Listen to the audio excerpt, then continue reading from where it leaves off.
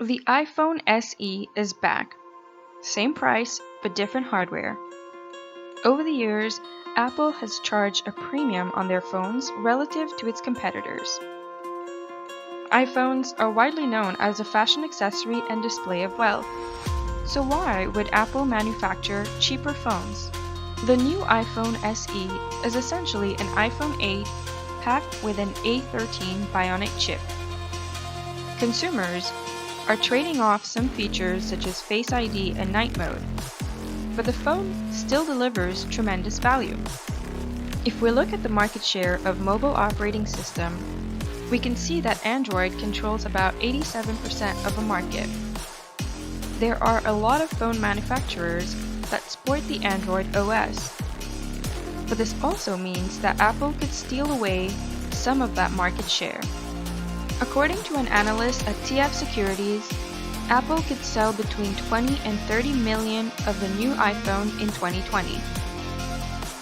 At first, you might think that cheaper phones make up the bulk of the market. But according to Counterpoint Research, only about 17% of phones sold in the US last year cost between $400 to $600. Apple's strategy is quite simple. It wants to attract new users who will hopefully integrate in the Apple ecosystem. In other words, Apple is upselling its subscription services such as Apple Music, iCloud Storage, and Apple TV. For over 10 years, Apple has been launching its iPhones in September. Thus, the upgrade cycle for consumers was around a year.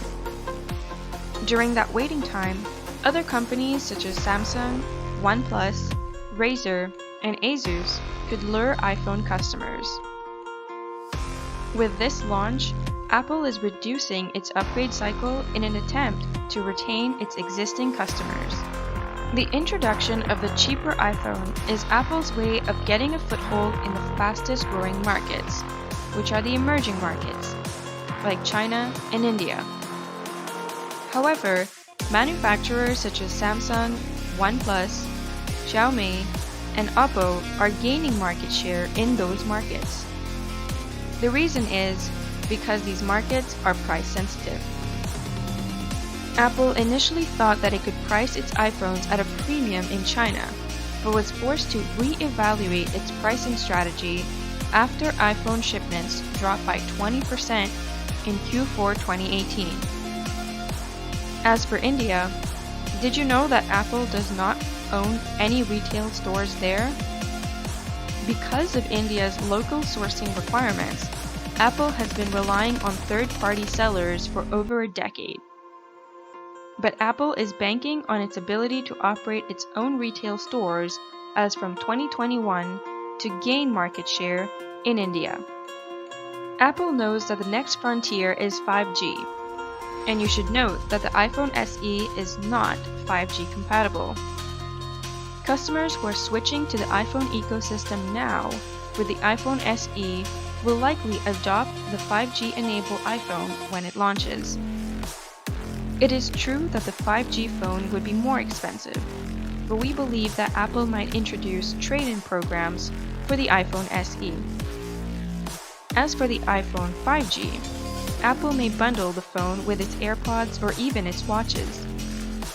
Apple has even been fortunate this year. It launched a cheaper phone in the midst of the lower consumer spending due to COVID-19. Time will tell whether Apple's strategy will succeed in attracting new customers.